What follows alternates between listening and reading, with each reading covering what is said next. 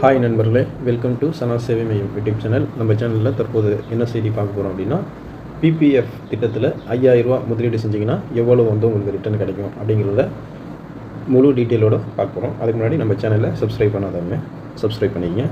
பாதுகாப்பான மற்றும் உறுதியளிக்கப்பட்ட ரிட்டர்ன்களுடன் இணைந்து வரி பலன்களை தருவதால் பிபிஎஃப் என்பது முதலீட்டாளர்கள் இடையே வந்து மிகவும் பிரபலமான ஒரு ஆப்ஷனாக வந்து இருக்குது.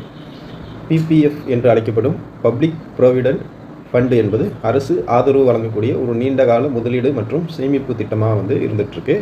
பாதுகாப்பான மற்றும் உறுதியளிக்கப்பட்ட ரிட்டர்ன்களுடன் இணைந்து வரி பலன்களை தருவதால் பிபிஎஃப் என்பது முதலீட்டாளர்கள் இடையே மிகவும் பிரபலமான ஒரு ஆப்ஷனாக வந்து இருக்குது. பப்ளிக் ப்ராவிடென்ட் ஃபண்டு நீங்கள் செய்யும் முதலீடுகளுக்கு வருமான வரி சட்டத்தில் உள்ள பிரிவு 80C வரி சலுகையை வந்து நீங்கள் வந்து பெற்றுக்கொள்ளலாம். இந்த திட்டம் மூலமாக நீங்கள் பெரும் வட்டி பணத்திற்கு வருமான வரி செலுத்த தேவை கிடையாது. தபால் நிலையத்தின் பப்ளிக் ப்ராவிடென்ட் ஃபண்டு திட்டத்தில் 18 வருடங்களுக்கு 5000 முதல் 10000 வரை ஒவ்வொரு மாதமும் நீங்கள் வந்து முதலீடு செய்வதன் மூலமாக உங்களுக்கு எவ்வளோ ரிட்டர்ன் கிடைக்கும் அப்படிங்கிறத இந்த வீடியோவில் பார்க்கலாம். மாத வருமானம் பெறுபவர்கள், சுய தொழில் செய்பவர்கள், பென்ஷன்தாரர்கள் எவர் வேண்டாலும் பிபிஎஃப் அக்கௌண்ட்டை வந்து திறக்கலாம். ஒரு மைனருக்கு பதிலாகவோ வேறொரு நபருக்கு பதிலாகவோ ஒரு பாதுகாவலர்களாக பிபிஎஃப் அக்கௌண்ட்டை வந்து திறக்கலாம். இந்தியா முழுவதும் உள்ள தபால் நிலையம் அல்லது வங்கிகளில் உங்களால் வந்து பிபிஎஃப் அக்கௌண்ட்டை வந்து திறக்கலாம். ஆனால் ஒரே ஒரு அக்கௌண்ட் மட்டும் தான் வந்து நீங்கள் திறக்க முடியும். தபால் நிலைய பிபிஎஃப் திட்டத்தில் குறைஞ்சபட்ச மற்றும் அதிகபட்ச முதலீட்டு தொகைங்கிறது என்ன அப்படின்னா, குறைஞ்சபட்ச முதலீட்டு தொகை என்பது ஒரு ஆண்டுக்கு 500 ரூபா வந்து நிர்ணயம் பண்ணியிருக்காங்க. அதிகபட்ச தொகை வந்து ஆண்டுக்கு 1.5 லட்ச ரூபா வரையும் நிர்ணயம் பண்ணியிருக்காங்க. ஜாயிண்ட் டெபாசிட் லிமிட்டை பொறுத்தளவில் 2 டெபாசிட்டுகளிலும் இணைந்து 1.5 லட்சம் ரூபாய்க்கு அதிகமாக வந்து இருக்கக்கூடாது அப்படின்னு சொல்லியிருக்காங்க. கம்பைன்டு டெபாசிட் என்பது உங்களுடைய சொந்த பிபிஎஃப் அக்கௌண்ட் அல்லது மைனர்களாக நீங்கள் திறந்த பிபிஎஃப் அக்கௌண்ட்டு. அதே போல் பிபிஎஃப் அக்கௌண்ட் வந்து எப்போது வந்து மெச்சூரிட்டி ஆகும் அப்படின்னா, நீங்கள் அக்கௌண்ட் திறந்த நிதியாண்டை தவிர்த்து 15 வருடங்களில் இந்த அக்கௌண்ட் வந்து மெச்சூரிட்டி வந்து ஆகும். பிபிஎஃப் அக்கௌண்ட்டு மெச்சூரிட்டி ஆன பிறகு என்ன செய்யணும் அப்படின்னா, உங்கள் அக்கௌண்ட்டை மூடுவதற்கான படிவத்தை நிரப்பி உங்களுடைய பாஸ்புக்குடன் அதனை வந்து நீங்கள் சமர்ப்பித்து உங்கள் பணத்தை வந்து நீங்கள் பெற்றுக்கொள்ளலாம்.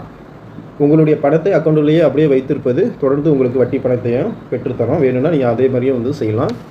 தேவைப்படும் போது உங்களுடைய பணத்தை வந்து எந்த நேரத்துலையும் நீங்கள் வந்து எடுத்துக்கொள்ளலாம்.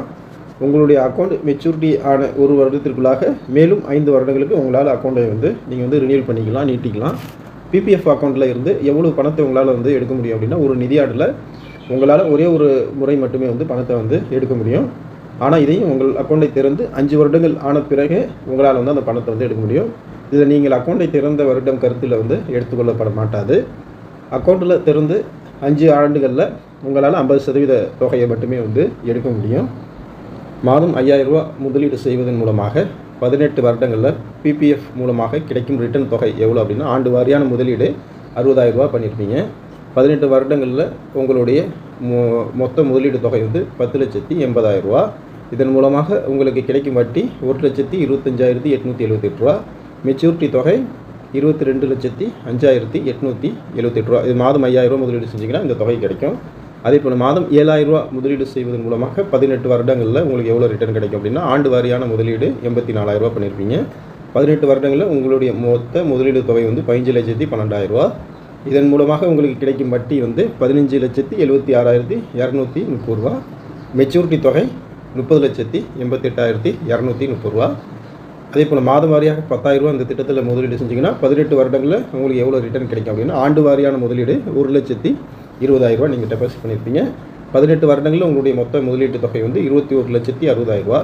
இதன் மூலமாக உங்களுக்கு கிடைக்கும் வட்டி வந்து 22,51,757 ரூபா.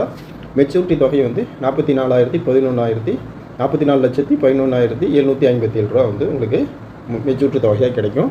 இது பிபிஎஃப் திட்டம் வந்து பப்ளிக் ப்ராவிடென்ட் ஃபண்ட் அப்படின்னு அழைக்கிறாங்க. இது அரசு ஆதரவு பெற்ற நிறுவனம். உங்களுக்கு விருப்பம் இருந்துச்சுன்னா இதில் வந்து முதலீடு